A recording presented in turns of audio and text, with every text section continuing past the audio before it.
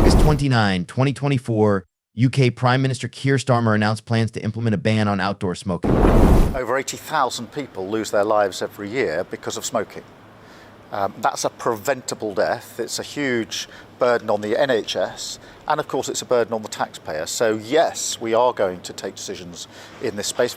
More details will be revealed, but this is a preventable series of deaths, and we've got to take the action to reduce the burden on the NHS and reduce the burden on the taxpayer. This new policy aims to curb smoking-related health issues and improve public spaces, but it's sparking intense debate and speculation about its potential impact. So what do the numbers say about smoking in the United Kingdom? Let's get behind the numbers in the news. The UK government makes serious money from smoking through tobacco duties.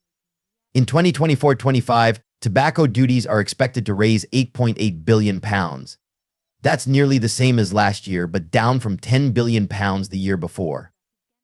I wonder if Keir Starmer is trying to be the most hated Prime Minister in history, because whoever is advising these people are just doing him up. Look, I own a pub.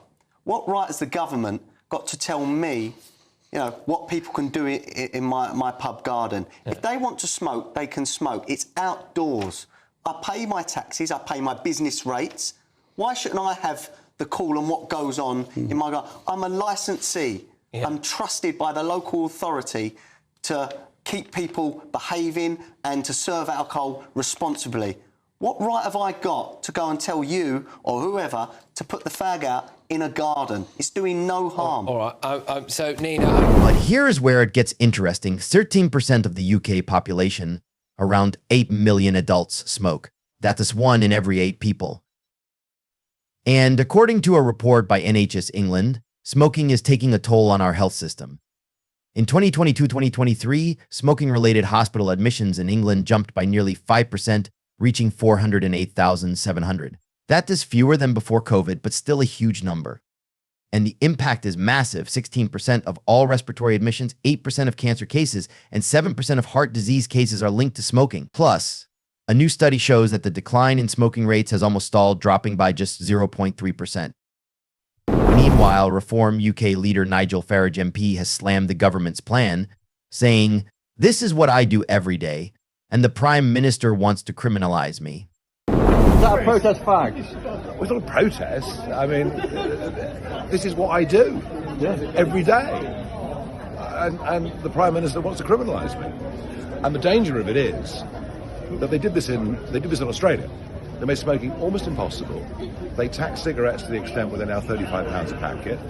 So the criminal gangs now don't bother with cocaine. Forget that. Cocaine's boring. Cigarettes are very exciting. And so they run the whole tobacco industry. Shops everywhere sell cigarettes under the counter. Hairdressers sell them. Newsagents sell them. And you've now got gang warfare. There have been 97 firebombing arson attacks in Melbourne alone in the last 2 years. So if you take a legal activity and you effectively criminalise it, you hand it literally into the hands of the bad guys. I wonder whether the Labour Party have thought that through, or frankly thought anything through. I bet they haven't. Nigel Farage is right about what could happen to the UK going by what has happened in Australia. The country's stringent tobacco and vaping policies with annual tobacco tax hikes of 5% have made smoking nearly impossible, fueling a booming black market now controlled by criminal gangs.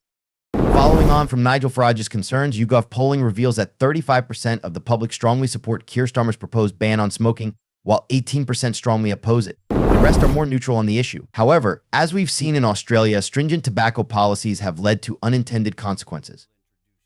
So will banning outdoor smoking truly ease the NHS burden as Keir Starmer suggests? Or is Nigel Farage right to point out that such bans could drive the market underground, where it's dominated by criminal gangs? What is the real solution? Please drop a comment below.